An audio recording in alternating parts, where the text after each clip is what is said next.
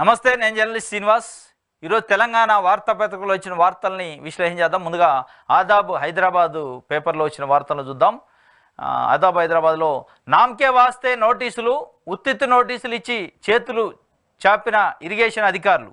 ఆదాబ్ వార్తతో కదిలిన ప్రభుత్వ యంత్రాంగం, జెర్రివాగును కాపాడండి సారు అనే శీర్షికతో ఆదాబ్లో వార్త. మహేశ్వరం మండలం తుప్రా ఖుర్ద్ గ్రామస్తులు కలెక్టర్కు ఫిర్యాదు. మిగులు భూమిని కబ్జా చేసిన సుబీష్ గ్రూప్ ఆఫ్ కంపెనీ పంట పొలాల కొనుగోలు చేసి వెంచర్ ఏర్పాటు.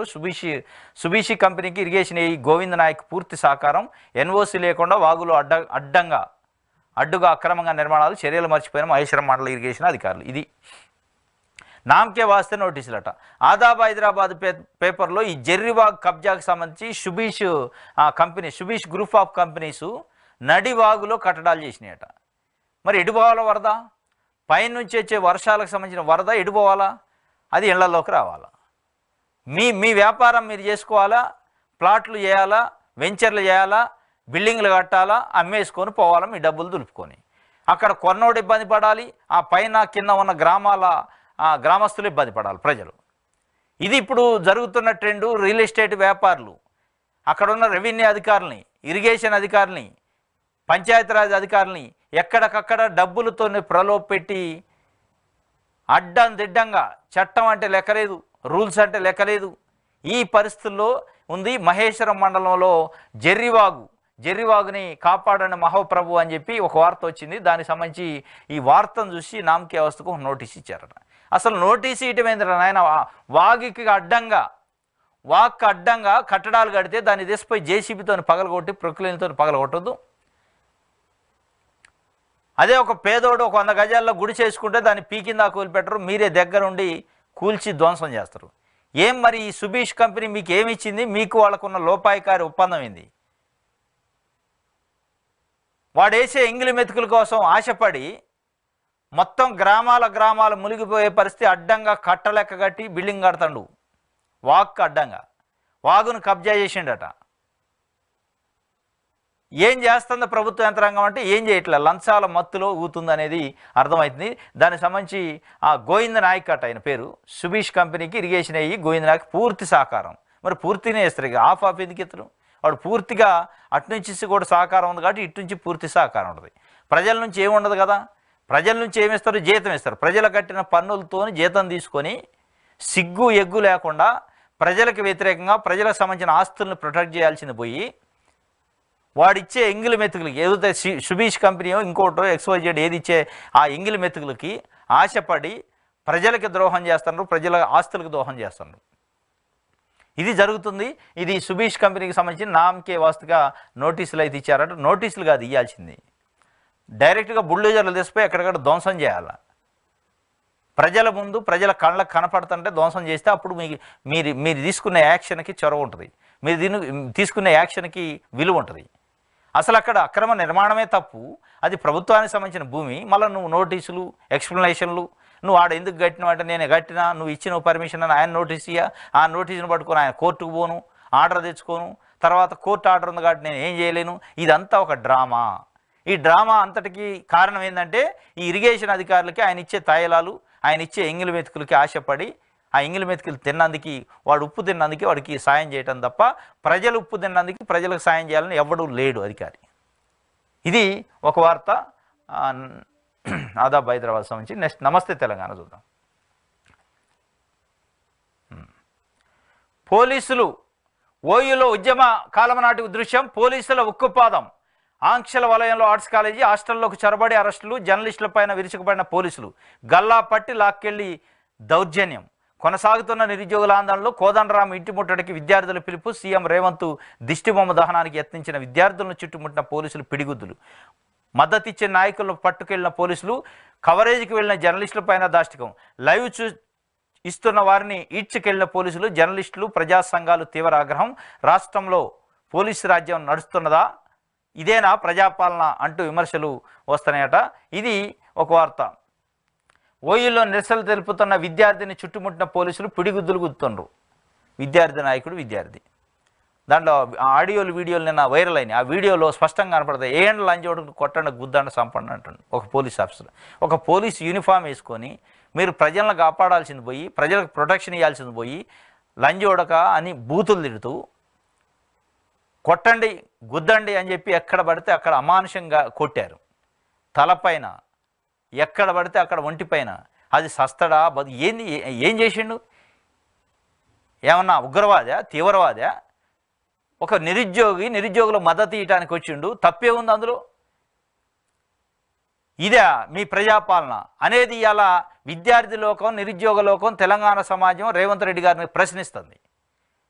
మీరు నిరుద్యోగులు వాళ్ళ నిరసన వ్యక్తం చేస్తుంటే లంజోడుకును బాదండి, గుద్దండి, కొట్టండి అని చెప్పి పిడిగుద్దులు గుర్తుంటే ఆర్ట్స్ కాలేజ్ సాక్షిగా,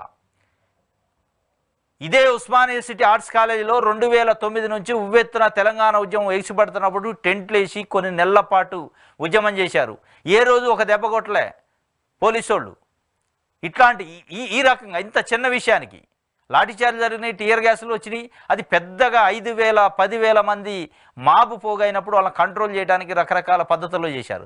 కానీ ఆడ ఉన్నది లేదు, 100 మంది కూడా లేరు.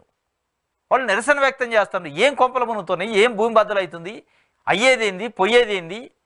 మీరు వాళ్ళ ప్రజాపాలన అంటారు. మీరు వచ్చి 7 నెలలుగా కూడా కాకముందే ఇట్లాంటి పోలీసు రాజ్యాన్ని తీసుకొస్తే, పోలీసు దాష్టికం, పోలీసు దౌర్జన్యాన్ని తీసుకొస్తే మరి రాబోయే ఇంకొక 4.5 సంవత్సరాలు మీ ప్రభుత్వం ఉంటుంది. ఎట్లా ఊహించుకోవాలి ప్రజలు?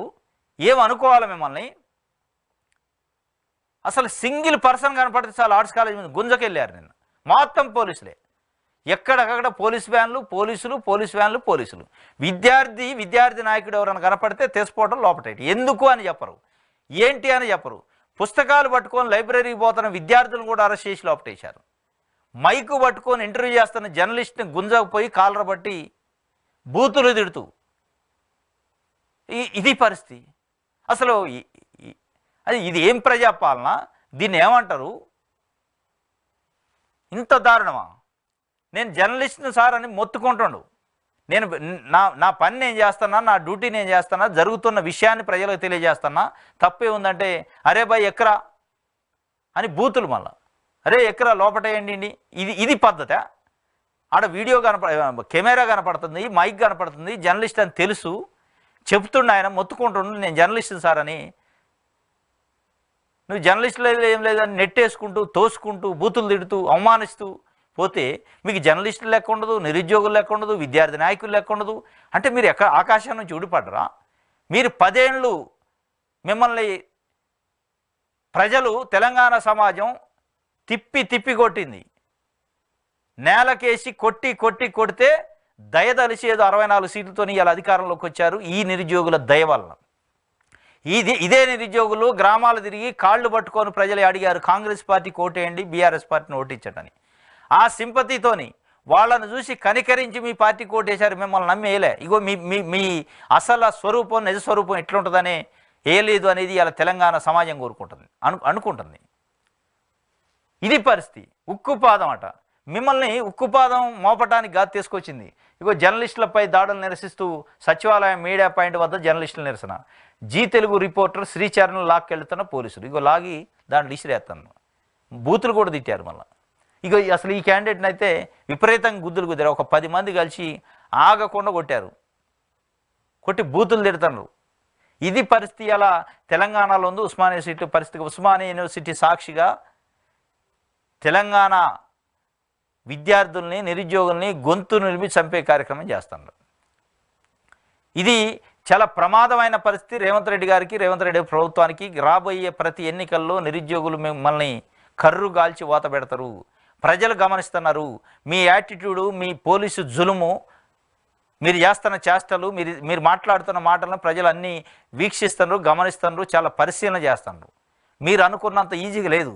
మీరు గెలిచిన సీట్లో కూర్చున్న ఇది శాశ్వతం అని అనుకుంటున్నారేమో. అది శాశ్వతం కాదు. మళ్ళీ మీరు ఏం కామెంట్ చేస్తారు? ముఖ్యమంత్రి స్థాయిలో మహబూబ్నగర్లో మాట్లాడుతూ దీని వెనక సన్నాసులు ఉన్నారు, దీని వెనక వాళ్ళు ఉన్నారు, దీని వెనక బీఆర్ఎస్ నాయకులు ఉన్నారు, దీని వెనక కోచింగ్ ఇన్స్టిట్యూట్లు ఉన్నాయి అంటున్నారు. ఆ భాష ఏంది? ఒక ముఖ్యమంత్రి స్థాయిలో ఉండి బీఆర్ఎస్ నాయకులు ఉన్నట్టు, కోచింగ్ ఇన్స్టిట్యూట్లు అంటూ, సన్నాసులు అంటూ, నికార్సైన ఉద్యమం నిజాయితీగా చేస్తున్నారు. అనేక మంది ఏడ్చుకుంటూ వీడియోలు పెడుతున్నారు మహిళల పాపం. మా బతికిది, మా జీవితం ఇది, ఇది డిఎస్సి లేకపోతే మాకు దిక్కు లేదు, మేము దాన్ని ఆధారపడి అది వస్తుందనే జీవితంలో బతుకుతున్నాం, మేము ఇవాళ చనిపోయే పరిస్థితికి వచ్చింది మీ యొక్క యాటిట్యూడ్, మీ యొక్క వ్యవహార శైలి వల్ల, ఏం వాయిదా ఇస్తే కొంపలేమన్నా మునుగుతాయా అని చెప్పి వాళ్ళు రోదన పెడతారు. మీరేమంటున్నారు? బీఆర్ఎస్ దాని వెనక ఉందంటున్నారు. దాని వెనక బీఆర్ఎస్ లేదు. అది అది చాలా ప్యూర్ ఉద్యమం. ఆ ఉద్యమం వెనక ఏఆర్ఎస్ లేదు. మీ వెనక ఉన్నది బీఆర్ఎస్. మీ వెనక బీఆర్ఎస్ ఉంది కాబట్టి ఇవాళ తెలంగాణ సమాజం అనుకుంటుంది మీ వెనక బీఆర్ఎస్ ఉంది కాబట్టి బీఆర్ఎస్ నాయకులు ఇళ్ళకి పోయి కండవ కప్పుతున్నావు. దాన్ని అంటారు బీఆర్ఎస్ వెనక ఉందని. ఎవరు? పోచారం శ్రీనివాసరెడ్డి, ఎవరు దానవ నాగేందరు, ఎవరు రంజిత్ రెడ్డి, ఎవరు పట్నం మహేందర్ రెడ్డి, ఎవరు కడెం శ్రీహరి, వీళ్ళంతా టీఆర్ఎస్ బీఆర్ఎస్ నాయకులు కాదా? మీ వెనక ఇవాళ బీఆర్ఎస్ ఉంది. మీ వెనక బీఆర్ఎస్ ఉండబట్టే బీఆర్ఎస్ నాయకులు ఇళ్ళకి పోయి కండవ కప్పుతున్నావు.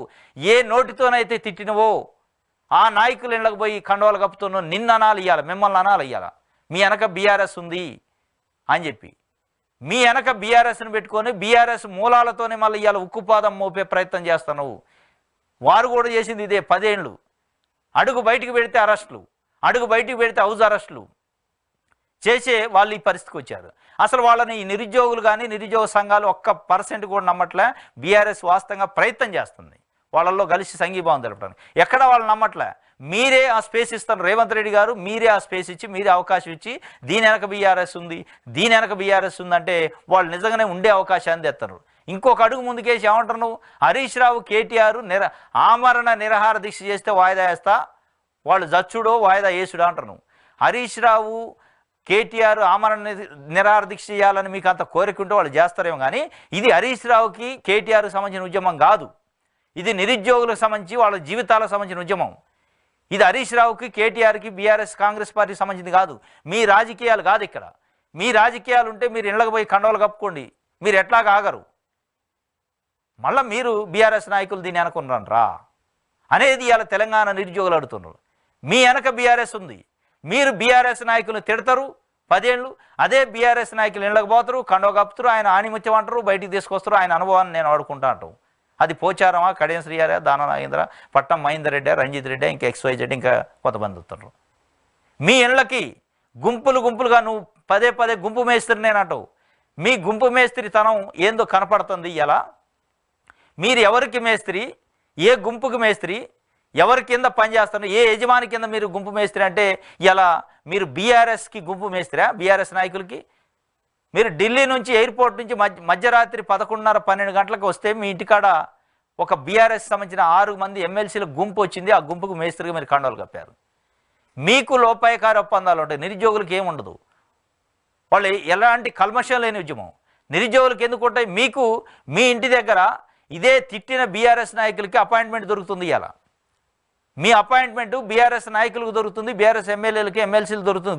గుంపులుగా వస్తే నువ్వు ఒక గుంపు మేస్త్రిగా వాళ్ళ కండవలు కప్పి తీసుకుంటున్నావు. అదే తెలంగాణ నిరుద్యోగులు ప్రజల కాళ్ళను పట్టుకొని కాంగ్రెస్ పార్టీని గెలిపించండి అని అడిగిన వ్యక్తులకి తెలంగాణ నిరుద్యోగులకు అపాయింట్మెంట్ లేదు, వాళ్ళ గురించి ఆలోచన లేదు. ఆలోచన లేకపోగా, అపాయింట్మెంట్ ఇవ్వకపోగా వాళ్ళని అవమానిస్తున్నావు నువ్వు. ఇవాళ ఎస్, ఇది జరుగుతుంది. మీరు మిలాఖతులు అయ్యేది బీఆర్ఎస్ నాయకులతోని, బీఆర్ఎస్ ఎమ్మెల్యేలు, ఎమ్మెల్సీలతోని. అర్ధరాత్రులు, అపరాత్రులు ఏ రాత్రి వచ్చి బెల్లు కొట్టినా, వాళ్ళు తలుపు కొట్టినా మీరు తీసి వాళ్ళని కౌగులించుకుంటున్నారు. కానీ మీకోసం పోరాటం చేసి మీ గెలుపు కోసం పాటుపడ్డ నిరుద్యోగుల్ని కనీసం మీ దొక్కనిట్లే. ఇది మీ వెనక బీఆర్ఎస్ ఉందా, నిరుద్యోగుల వెనక బీఆర్ఎస్ ఉందా అనేది దీన్ని బట్టి అర్థం చేసుకుంటుంది తెలంగాణ సమాజం అనుకుంటుంది. మీ వెనక ఉండబట్టే మధ్యరాత్రి వచ్చిన అపాయింట్మెంట్ ఇస్తారు, వాళ్ళని జాయిన్ చేసుకుంటారు.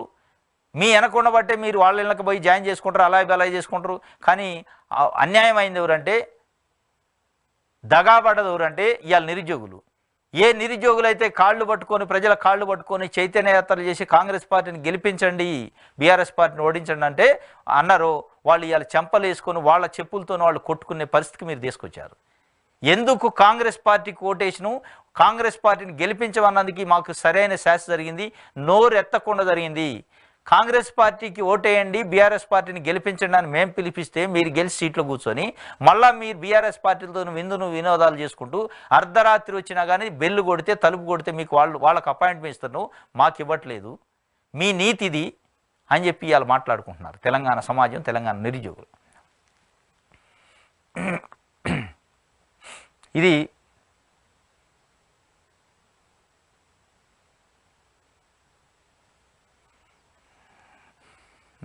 ఇగో సీఎం సారు మా గోడు వినండి, తక్కువ సమయం ప్రిపేర్ కాలేం. ఓ నిరుద్యోగి, మా బాధలు వినరా, మీ బాధలు ఎందుకు ఎట్టడు? బీఆర్ఎస్ పార్టీ ఎమ్మెల్యేలు ఎమ్మెల్సీలు బాధలు ఎంటాడు. వాళ్ళు వచ్చి మధ్యరాత్రి రెండింటికి తలుపు కొట్టినా తీస్తాడు, రాండి అని వాట వేసుకుంటాడు, వాళ్ళ కళాయి బాలు అవుతాడు. మీతోనే ఆయనకి ఏం అవసరం? అయిపోయాయి, సీట్ ఎక్కే కథం అయిపోయాయి. మావి పేద బతుకులు సార్, 50 పుస్తకాలు ఎలా చదవాలి? మీ కాళ్ళు మొక్కుతాం, మీ కాళ్ళు మొక్కుతాం అంటున్నారు. వాళ్ళ కన్నీళ్లు చూసి ఆయన కరగండి కనీసం. మీ కాళ్ళు మొక్కుతాం, మాది ఆలకించండి, మా బాధ చూడండి అంటున్నారు. ఈ ప్రభుత్వం వచ్చి ఏం ప్రయోజనం? ఇగో ఇదే ప్రయోజనం, తన్నులు తినడానికి, తన్నులు దెబ్బలు పట్టడానికి తెచ్చుకున్నావా అనే పరిస్థితుల్లో నిరుద్యోగులు ఉన్నారు. ఇవాళ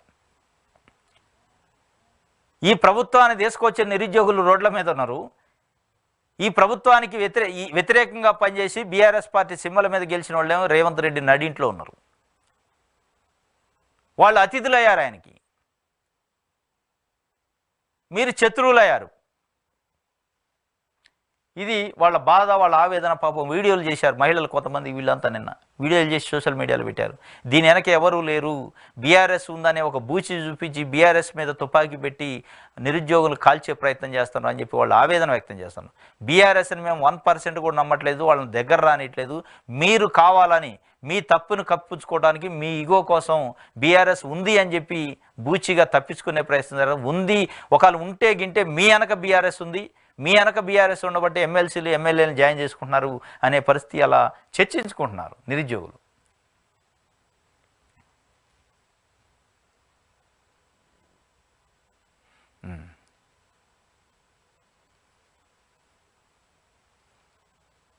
ఇది ఒక వార్త. నమస్తే తెలంగాణకు సంబంధించి. నా గొడవ అంటే మన గొడవ, చంద్రబాబు నాయుడుతో మనకు తీరని గొడవ ఉన్నది కాబోలు, నాదేమి కుట్ర సిద్ధాంతం కాదు. తెలంగాణ ఇప్పుడు జాగరూకతతో ఉండవలసిన అవసరం ఉన్నదని మరింతగా నొక్కి చెప్పడం ఈ వ్యాసం ఉద్దేశం. ముఖ్యంగా చంద్రబాబు ప్రతినిధి తెలంగాణను పాలిస్తున్నప్పుడు మనం మరింత అలర్ట్గా ఉండాలి. కుట్ర సిద్ధాంతాలకు విరుగుడే నా గొడవ, అదే కాళోజీ గొడవ. ఇది శ్రీశైల్ రెడ్డి పంజుగులాట, ఈయన ఒక ఆర్టికల్ రాసిండు, చాలా అద్భుతంగా ఉంది. నా గొడవ అంటే నా గొడవ కాదు, కాళోజీ రాసింది నా గొడవే, కానీ ఇది మన గొడవ ఇయ్యాల.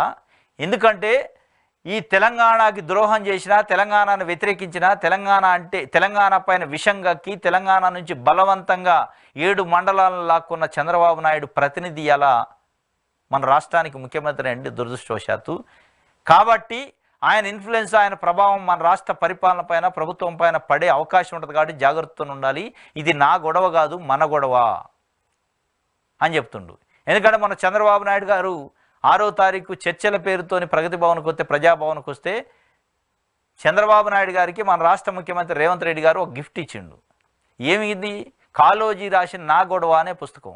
కాళోజీ రాసిన నా గొడవ పుస్తకం గిఫ్ట్ ఇవ్వటానికి అర్హుడా చంద్రబాబు నాయుడు గారు? ఒక విధంగా అంటే తెలంగాణ ఆత్మగౌరవాన్ని ఆయన చేతిలో పెడతారు మీరు. నా గొడవ పుస్తకానికి ఉన్న నేపథ్యం ఏంది, నా గొడవ పుస్తకంలో ఉన్నది ఏంది? తెలంగాణ అణువణువు తెలంగాణ ఆత్మగౌరవం ఉంటుంది అందులో. దాన్ని దేశపోయి తెలంగాణ ఆత్మగౌరవాన్ని కించపరిచిన, తెలంగాణ ఏర్పాటుని వ్యతిరేకించిన, తెలంగాణ అనే పదాన్ని అసెంబ్లీలో పలకటానికే ఒప్పుకొని చంద్రబాబు నాయుడు గారు చేతికిచ్చారంటే అసలు మీరు ఏం ఆలోచిస్తున్నారు, ఎటు దేశపోతున్నారు అనేది అలా తెలంగాణ సమాజం మిమ్మల్ని అడుగుతుంది. నా గొడవ పుస్తకాన్ని చంద్రబాబు నాయుడు గారికి ఇవ్వటానికి ఏంది అసలు ఎజెండా ఏంది, అసలు ఉద్దేశం ఏంది? ఆ పుస్తకానికి, ఆ పుస్తకంలో ఉన్న సిద్ధాంతాలకు బద్ధ వ్యతిరేకి ఆ వ్యక్తి. ఆయనకు నువ్వు దేశపోయి నా గొడవ ఎందుకు ఇవ్వాలా? ఏదైనా ఉంటే మీ గొడవ ఇవ్వండి, మీకు సంబంధించిన వస్తువులో మీరు రాసిన పుస్తకాలు ఉంటే ఇచ్చుకోండి. అంటే మీరు ఇచ్చిపుచ్చుకునే దూరంలో, తెలంగాణ ఆత్మాభిమానాన్ని అగౌరవపరిచే దూరంలో మీ వ్యవహార శైలి ఉంది. మళ్ళీ దానికి పబ్లిసిటీ. కాళోజీ రాసిన నా గొడవ పుస్తకాన్ని చంద్రబాబు నాయుడు గారికి బహుమానంగా ఇచ్చిండు. అది కాళోజీ రాసిన నా గొడవ అనే పుస్తకం తెలంగాణ సమాజాన్ని, తెలంగాణ ఆస్తి. అది ఒక విధంగా. దాన్ని దేశపోయి నువ్వు తెలంగాణ సమాజం మీద విషయం కక్కినా, తెలంగాణను వ్యతిరేకించిన వ్యక్తి చేతిలో పెట్టినట్టే ఇవాళ మరి రాష్ట్రాన్ని ఏం చేయబోతానో, రాష్ట్రాన్ని ఎవరి చేతిలో పెట్టబోతానో అనేది ఇవాళ స్పష్టంగా అర్థమవుతుంది.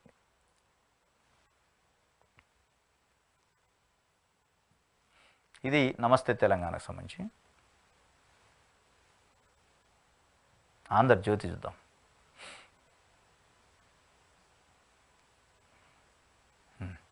గరిష్ట పరిహారం జాతీయ రహదారులకు భూసేకరణలో మానవీయ కోణంతో వ్యవహరించండి. రైతులకు వీలైనంత ఎక్కువ మొత్తం దక్కేలా చూడండి. వారితో కలెక్టర్లే నేరుగా మాట్లాడాలి. RRR మొత్తానికి ఒకే నెంబర్. వెంటనే త్రైపాక్షిక ఒప్పందం చేసుకోండి. ప్రత్యామ్నాయ భూములు ఇచ్చి అటవీ భూములు తీసుకోండి. జాతీయ రహదారులపై సమీక్షలో ముఖ్యమంత్రి రేవంత్ రెడ్డి.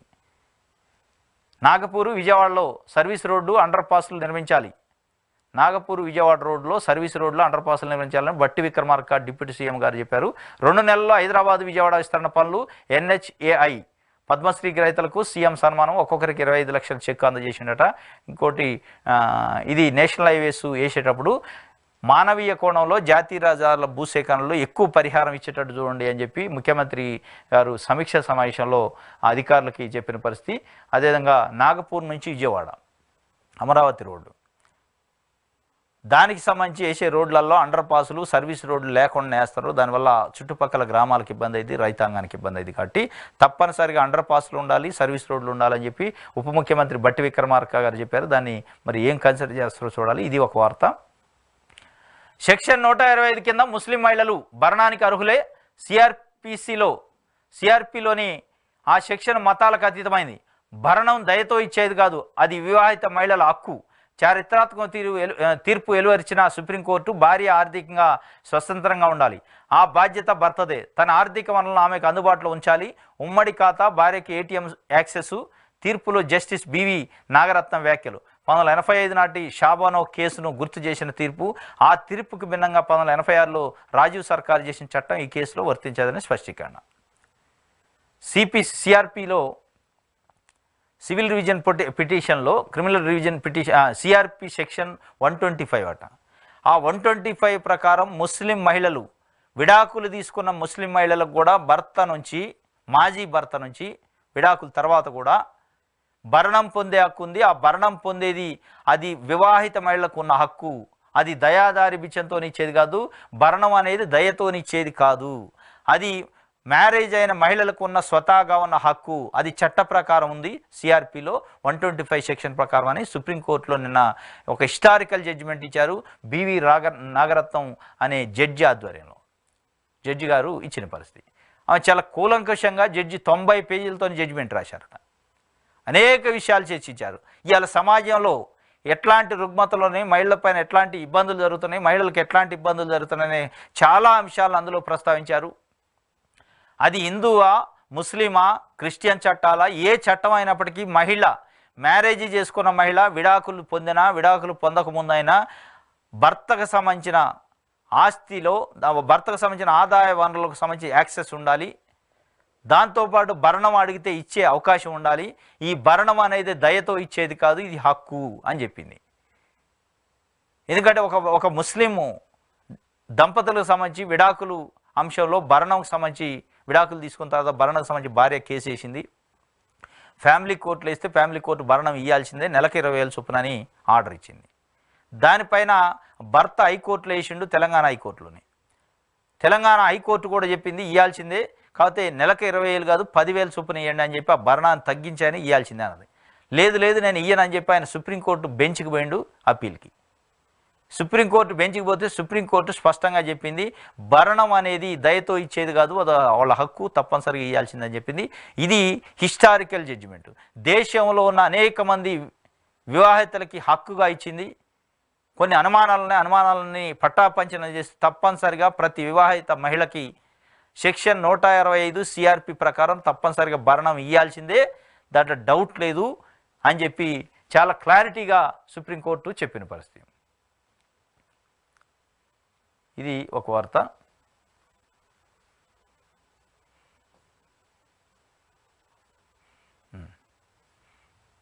ఆంధ్రజ్యోతి పత్రికలో అంటే నిరుద్యోగుల పైన చేసిన దాడి కానీ జర్నలిస్టుల పైన చేసిన దాడి ఎక్కడా ఒక వార్త లేదు. ఇది ఆంధ్రజ్యోతి పత్రికకు సంబంధించి జర్నలిజం విలువలు అంటే ఇట్లుంటాయి. ఇగో ఇది ఎక్కడా కూడా వాళ్ళపైన పిచ్చిగా దాడులు జరుగుతున్నాయి. దాడులు జరిగి కొట్టారు, ఒక జర్నలిస్ట్ని దేశపై అరెస్ట్ చేశారు. ఆయన ఎక్కడా కూడా అది అసలు వార్త కింద కానీ వాళ్ళు మనుషుల కిందనే కనపట్టలే. ఇది ఒక వార్త.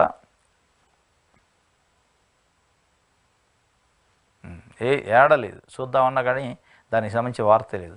ఇది వీళ్ళ నీతి, వీళ్ళ వ్యవహారం. దీన్ని మనం చదవాలా, దీన్ని మనం నమ్మాలా.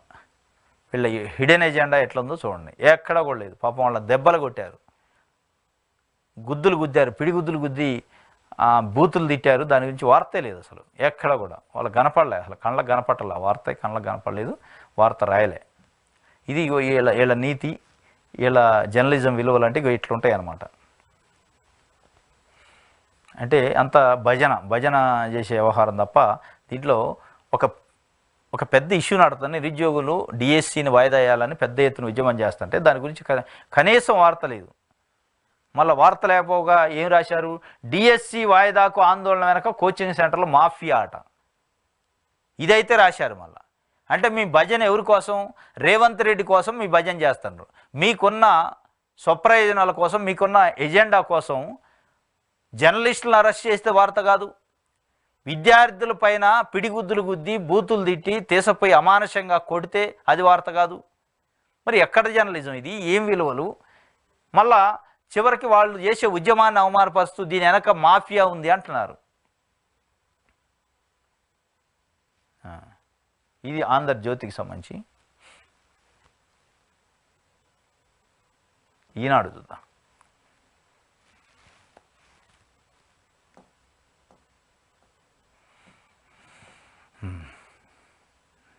దీంట్లో కూడా ఉండదు.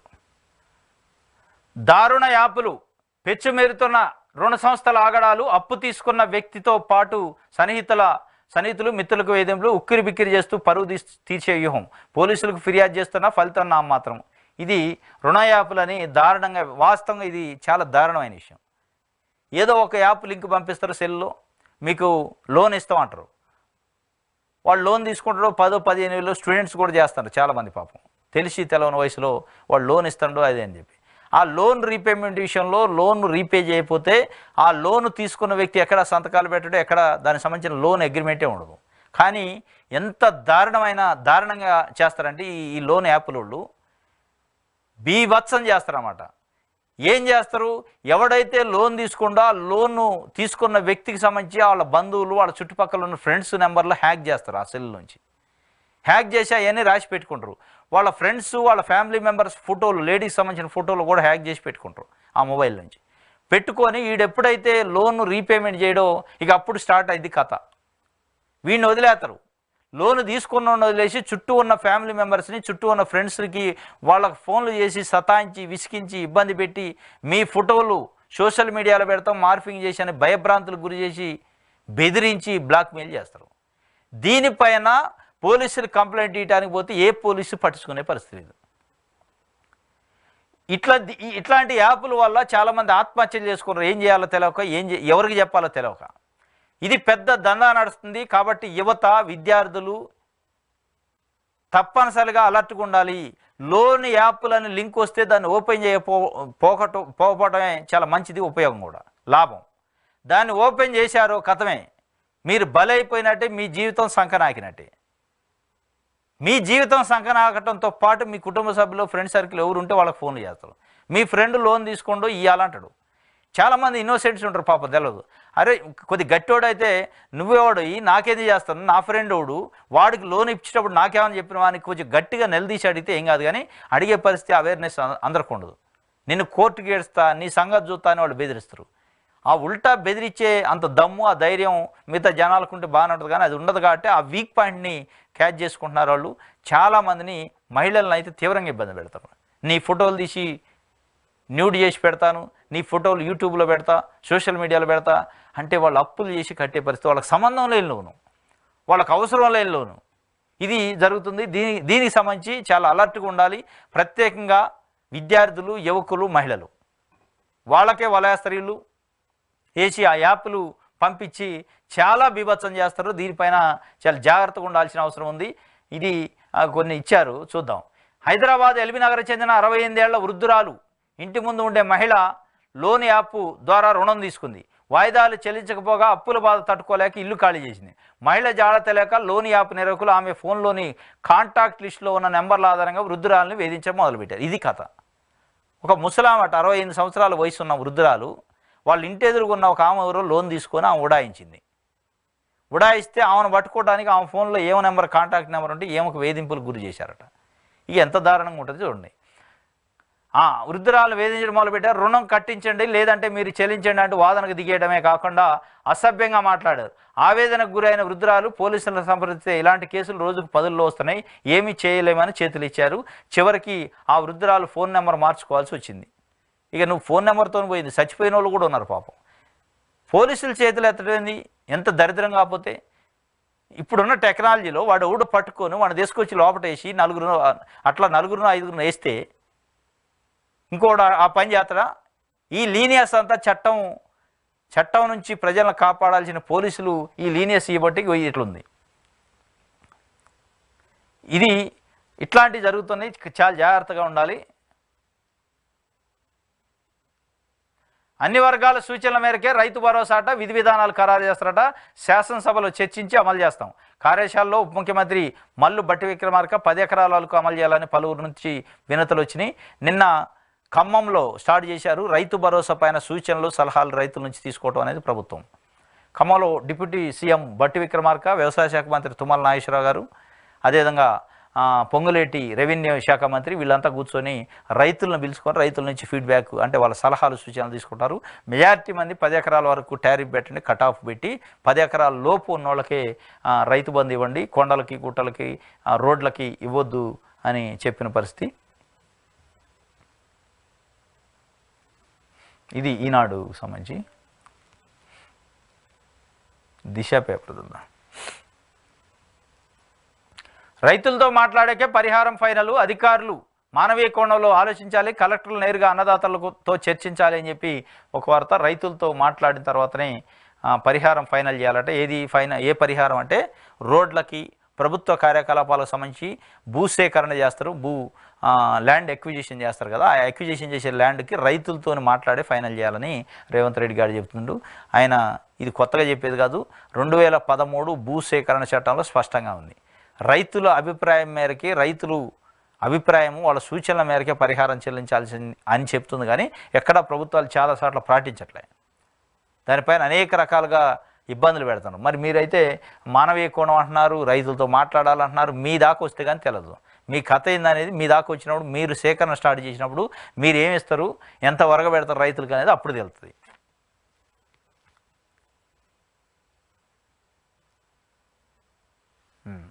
యూట్యూబర్ ప్రణీత్ అరెస్టు, బెంగళూరులో అదుపులోకి తీసుకున్న పోలీసులు. అతనితో పాటు మరో 3 సైతం తండ్రి కూతురు బంధంపై అసభ్యకర వ్యాఖ్యలు చేసిన కేసులో యూట్యూబర్ తండ్రి కూతుర్లో బంధాన్ని ఒక అగ్లీగా చూయించిండు, అసాంఘికంగా చూయించిండు. దానిపైన పెద్ద ఎత్తున విమర్శలు వచ్చినాయి, పెద్ద ఎత్తున సోషల్ మీడియాలో వారు నడిచింది. ఆయన పట్టుకోవడానికి పోలీసులు కూడా కట్టుదిట్టంగా వల వేసి పట్టుకున్నారు. బెంగళూరులో దొరికిందట ప్రణీత్ యూట్యూబరు, అరెస్ట్ చేశారు. మరి వానిపైన ఈ మహానుభావుడు వీళ్ళ పేరెంట్స్ వీళ్ళ ఫాదర్ అనుకుంటా ఐఏఎస్ ఆఫీసరు, వీళ్ళ ఫాదర్ ఏమో ఐఏఎస్ ఆఫీసరు, వీడియో చేసి చిల్లర పనులు చేసిండు. యూట్యూబ్లో తండ్రి కూతురు బంధాన్ని ఎట్లా చూంచిండంటే అసభ్యంగా చూంచిండు. తండ్రి కూతుర్ల బంధాన్ని అసభ్యంగా చూంచి చాలా ఎబెట్గా దాంట్లో యూట్యూబ్లో చూంచిన కథనం. దాన్ని చూస్తే ఏ తండ్రి ఏ కూతురు ఏ తల్లి చూసినా అసహించుకునే పరిస్థితి వీడిని అయితే అరెస్ట్ చేశారు. ఇది ఒక వార్త. రైతు బంధు సొమ్ము రికవరీ అట. మేడ్చల్ మల్కాజిగిరి నుంచి స్టార్టు, పోచారంలో రికవరీకి కలెక్టర్ ఆర్డర్సు, రాష్ట్ర వ్యాప్తంగా ఇంప్లిమెంట్ చేసే ఛాన్సు. గతంలో వెంచర్లు, నాన్ అగ్రికల్చర్ ల్యాండ్స్కు పెట్టుబడి సాయం, రైతు భరోసా అమలుకు ముందే ప్రక్షాళన. ఇలా చేస్తే సర్కార్ ఖజానాకు 1000 కోట్లు. అక్రమాలపై RR act, revenue recovery act పెట్టి రైతు బంధు రికవరీ చేస్తారట. అంటే గడిచిన ఒక 6 సంవత్సరాలుగా కేసీఆర్ ఎప్పుడైతే స్టార్ట్ చేసినా అప్పటి నుంచి వెంచర్లోళ్ళు తీసుకున్నారు, రోడ్లోళ్ళు తీసుకున్నారు, కొండలు గుట్టలోళ్ళు తీసుకున్నారు, విల్లాలు కట్టిన వాళ్ళు కూడా రైతు బంధు తీసుకున్నారు. అట్లాంటి ఎక్కడో గుర్తించి రెవెన్యూ రికవరీ యాక్ట్ ప్రకారం వాళ్ళ నుంచి రికవరీ చేయడానికి మేడ్చల్ మల్కాజిగిరి నుంచి స్టార్ట్ చేశారట, పోచారం అనే విలేజ్ నుంచి. అది రాష్ట్ర వ్యాప్తంగా అమలు చేయాలని చూస్తున్నారు. దానివల్ల కొన్ని వేల కోట్ల రూపాయలు, వందల కోట్ల రూపాయలు రాష్ట్ర ఖజానాకు కూడా జమ అవుతాయి. మరి అది అంత ఈజీయా?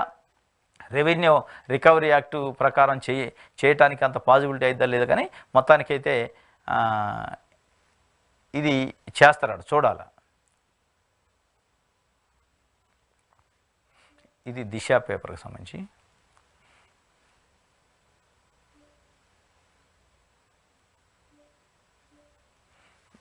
సాక్షి చూద్దాం.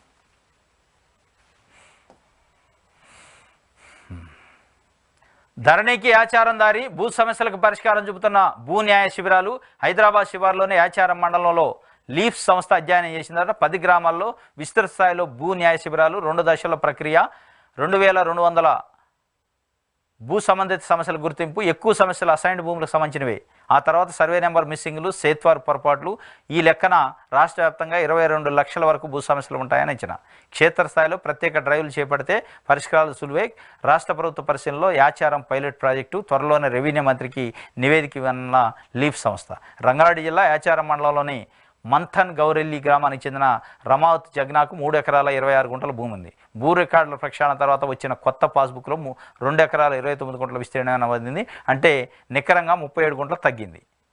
ఇది ఇట్లాంటి మొత్తం 10 గ్రామాలు తీసుకున్నట్టే యాచారం మండలంలో, హైదరాబాద్ పరిసర ప్రాంతమే తీసుకొని అక్కడ ఒక పైలట్ ప్రాజెక్ట్గా లీఫ్స్ అనే సంస్థ చేసింది.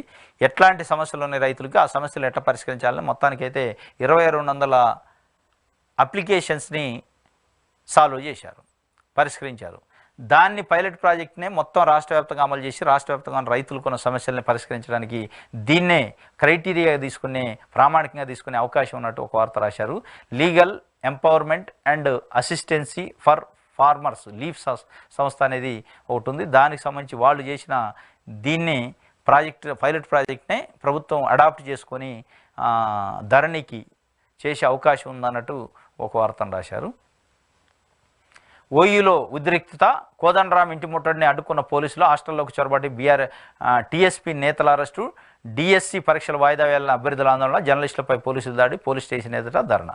ఇగో జర్నలిస్టు, ఈయన నిరుద్యోగు సంబంధించి పోలీసులు పిడిగుద్దులు గుద్ది తీసుకుపోయారు. ఇది ప్రజాపాలన. ఈ ప్రజాపాలనలో మన పరిస్థితి ఇట్లుంది అని చెప్పి నిరుద్యోగులు అయితే ఆవేదన వ్యక్తం చేస్తున్నారు. ఇది ఒక వార్త.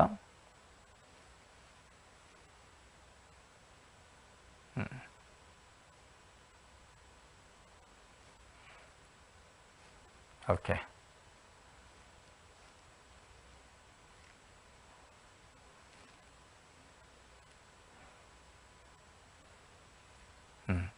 మండలి రద్దు అనేది అసంబద్ధం.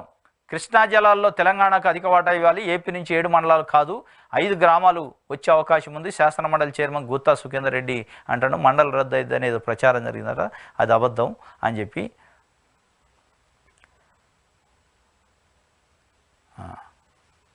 ఇది సాక్షి పేపర్కి సంబంధించి వార్తలు.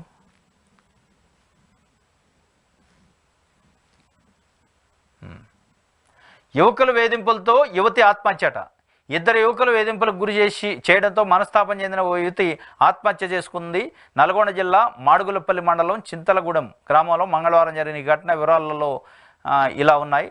చింతలపూడికి చెందిన కొత్త కళ్యాణి 18 సంవత్సరాలట. పాలిటెక్నిక్ పూర్తి చేసి ప్రస్తుతం ఇంటి వద్దనే ఉంటుంది. అదే గ్రామానికి చెందిన ఆరూరు శివ, కొమ్మనిపోయిన మధు 2 యువకులు కళ్యాణి ఫోటోను వాట్సాప్, ఇన్స్టాగ్రామ్లో స్టేటస్ పెట్టుకుంటామని కొన్ని రోజులుగా వేధిస్తున్నారు.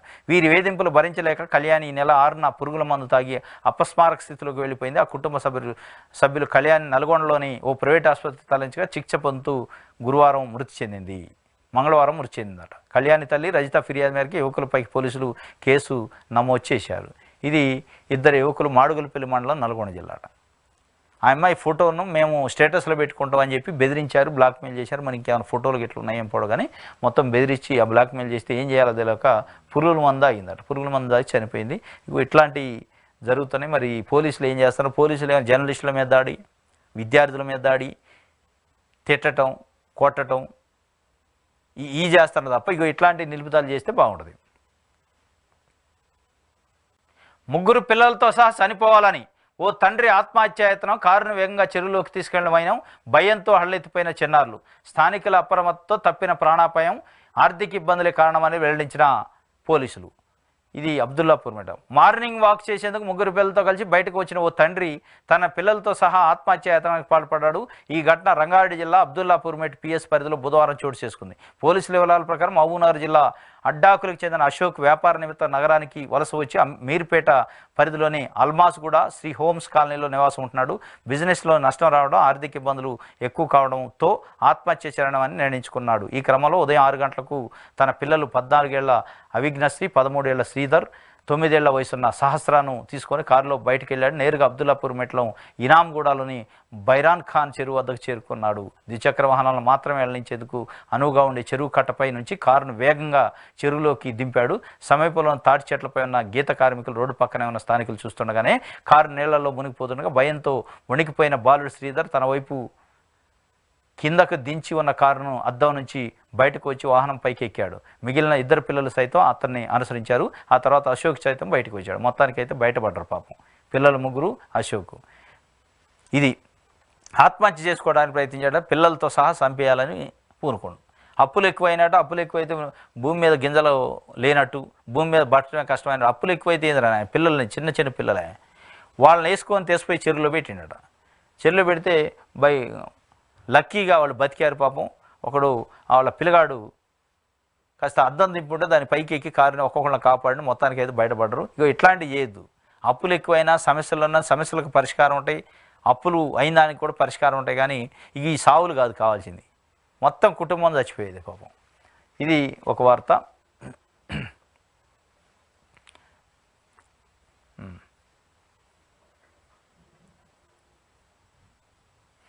ఇది ఈరోజు తెలంగాణ వార్తాపత్రికలో వచ్చిన వార్తలకు సంబంధించిన విశ్లేషణ. రేపు తాజా వార్తలతో